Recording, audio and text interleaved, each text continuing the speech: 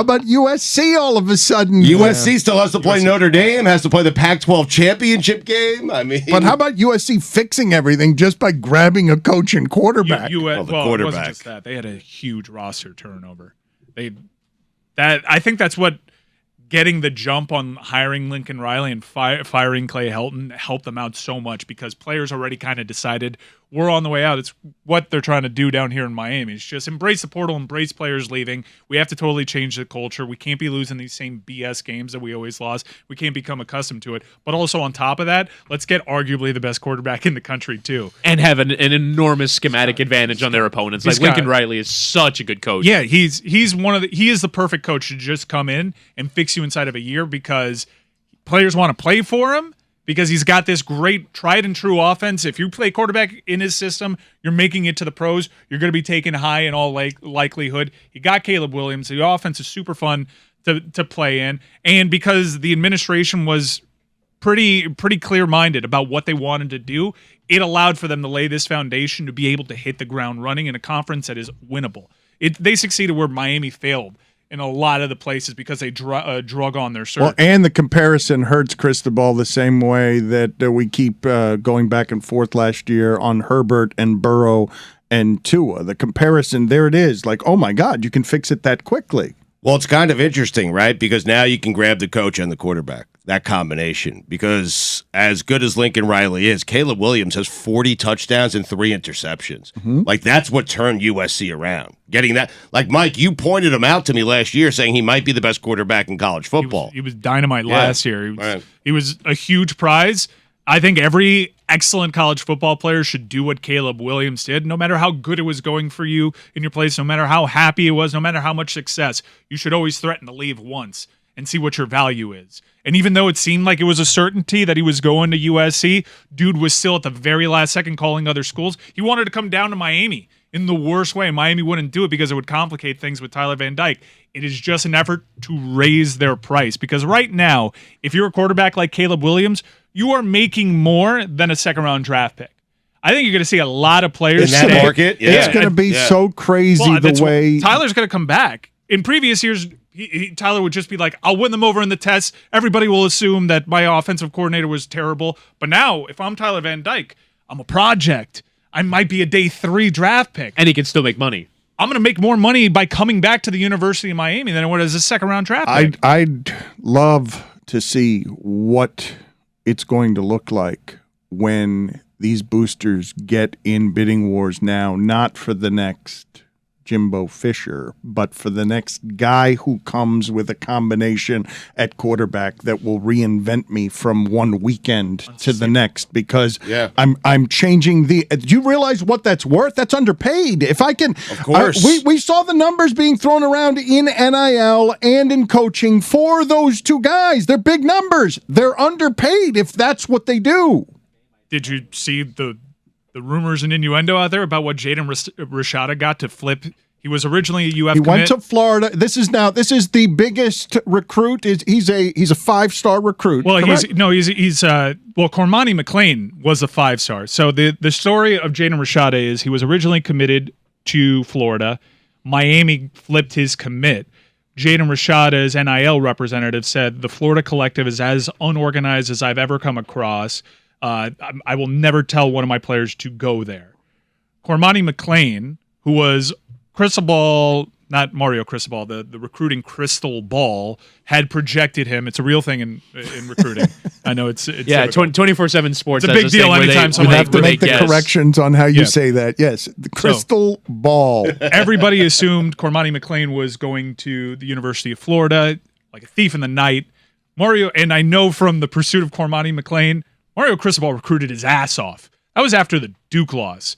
If you want to assume it's about money, and because I've seen a bunch of people with their conspiracy theories that, John Ruiz dropped the bag.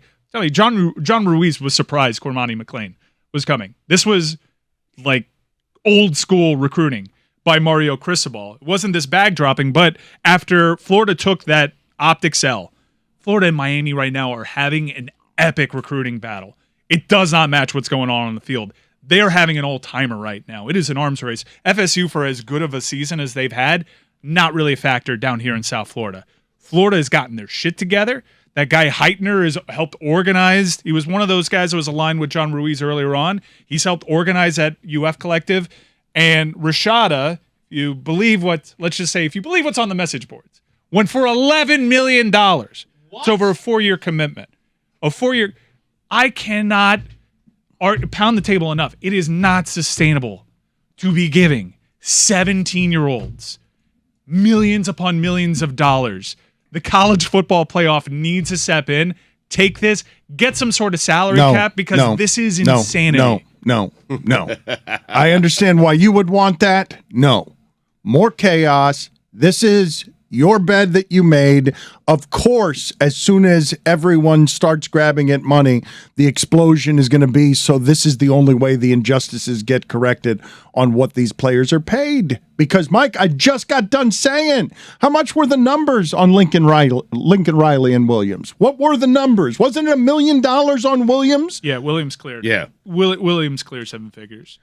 And if that's what you get, the smart boosters and money, once it gets organized, is going to make those kinds of guys even more disposable by, again, there's no salary cap in the NFL, by just getting 4 and 5 of those guys, by eliminating the recruiting disadvantages that they have, by just, if you can fill your stadium all of a sudden, the way USC can, while UCLA dies across the street because their athletic department is hemorrhaging and they can't get people to the game. And next thing you know, you can fill your stadium and get that excitement by just putting down a few $1 million. You tell me what program in the country, if I said, hey, $50 million here is what it's going to cost you. Well, Lincoln Riley was $110 million, but still, it brought Caleb Williams. Like, to me, that's worth it. Like, they're number 5 in the country right now, number 5 or 6 in the country, with a good shot of making the playoffs in their first season. You can't have a crowd-funded NFL salary cap. Why not? We've got it now.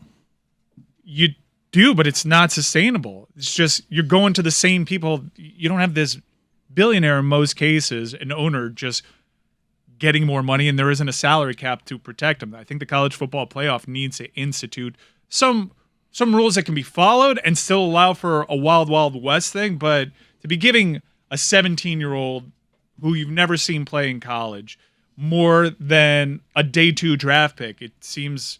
Mike, but what's your argument against it? Why are you running the business? I want because you got to do it every year. Because you got to do it every year. But what do you think? Because you have these massive rosters, and because you have impressionable kids, and because you have parents that are going to be asking for more at all times, you have to be able to build a successful program within 4 years. Otherwise, it is an abject failure. Your management. I want free marketplace. Your management. You're talking like management. Like, I need rules. I need structure. I can't win this way. And I'm like, no, totally free, chaotic marketplace. Make it total chaos. It's not college football anymore. It's mini pro football. Pay the players like it. They have the value. These TV contracts are insane. But mini pro football players get paid based on their performance. And you're not saying it's an issue. I mean, once guys are being paid, NIL being paid by performance in high school. NIL, yeah. Well, Rashada is actually from California, and Rashada could make NIL money before he actually entered. That's another thing is why there needs to be an NIL policy is because different states have different advantages. Where I can pay a kid in high school NIL money, but I can't in Florida. If I go to Tennessee, Tennessee will broker a deal with FedEx themselves. Yeah, but whereas in the state of Florida, the Miami Heat get all these players because of Florida's state income tax advantages and culture. But I understand they're with the administration actually becoming more involved in it in other schools such as Tennessee.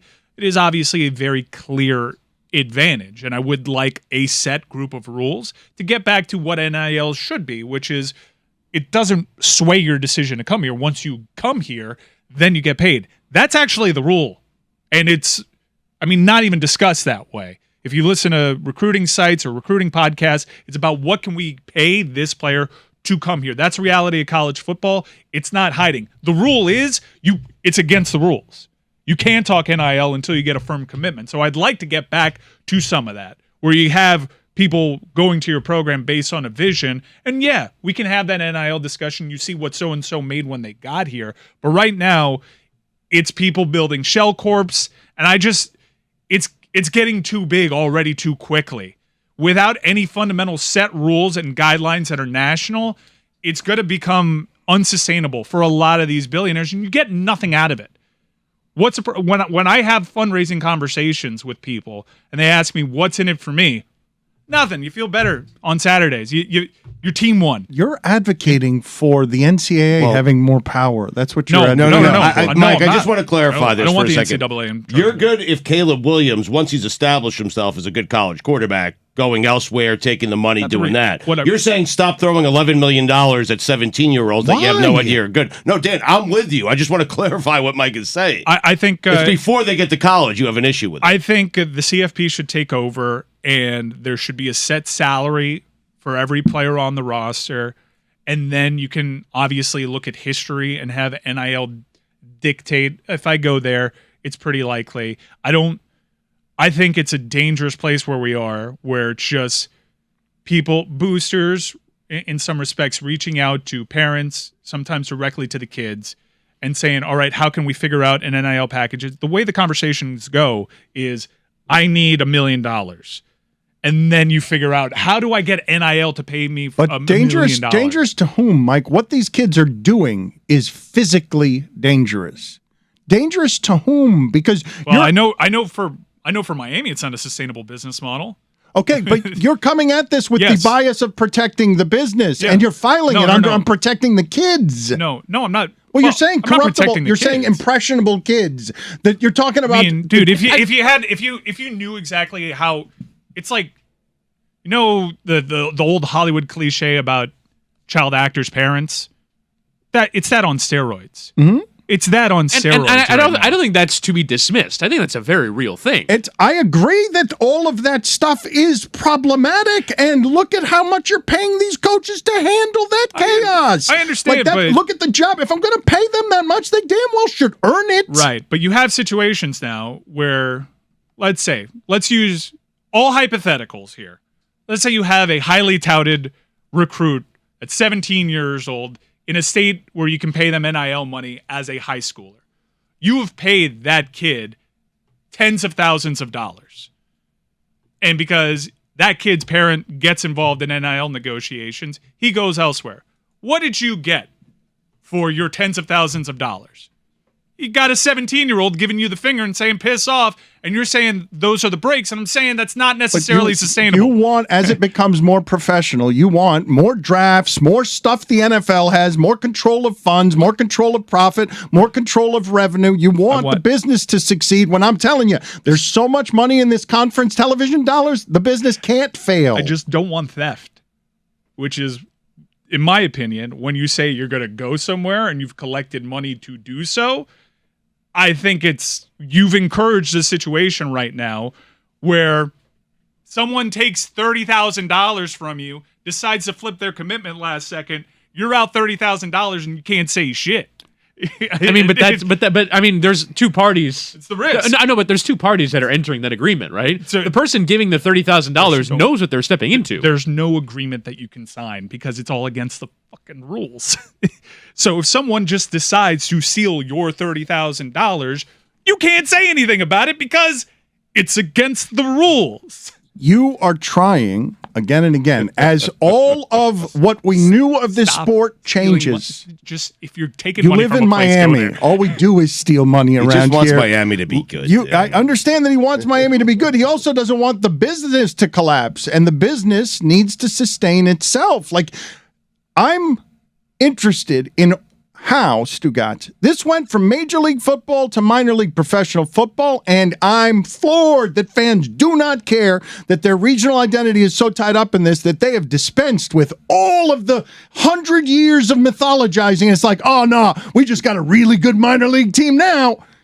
We are not even pretending it's amateurism anymore, and the moment it gets close to sniffing the pros, we want controlled costs. We want to make sure that the player doesn't have more power to steal. All I wanted is to be professional in that if you enter an NIL agreement, there's something that is somewhat binding, at least for, we can go year by year. I just advocated for, if you're awesome, test free agency. Once you're in the door, I am totally fine with it. And God knows there's a ton of tampering going on once you're already with another team. That could be addressed later. It's just, I don't know how people actually report on high school recruiting. think about your state of mind when you were 17 years old. I'm not arguing, Mike, that this is not a hugely dangerous thing for kids. I'm not sitting here saying that it is a good idea. We're finally here, though, at Blue Chips, man. I want suitcases of cash left by a tree. It's been suitcases of cash. It's just never been enough cash. Now everyone sees how much it costs, and they're like, oh, my God, I'm afraid of the cost. Right. We've been stealing all that money for ourselves. Now the kids can steal it, too. We made fun 2 weeks ago of the bowl representative running up $1 million tabs with their bowl money. But it's not the programs actually paying, though. They still have the greatest spot ever because it's just people. It's crowdfunding. It's just real life people doing it. The schools should pay. Mike, this is what I'm telling you. That's the injustice here. Mike, whether it's crypto or college football, if that's where you spend your money, you deserve to lose it.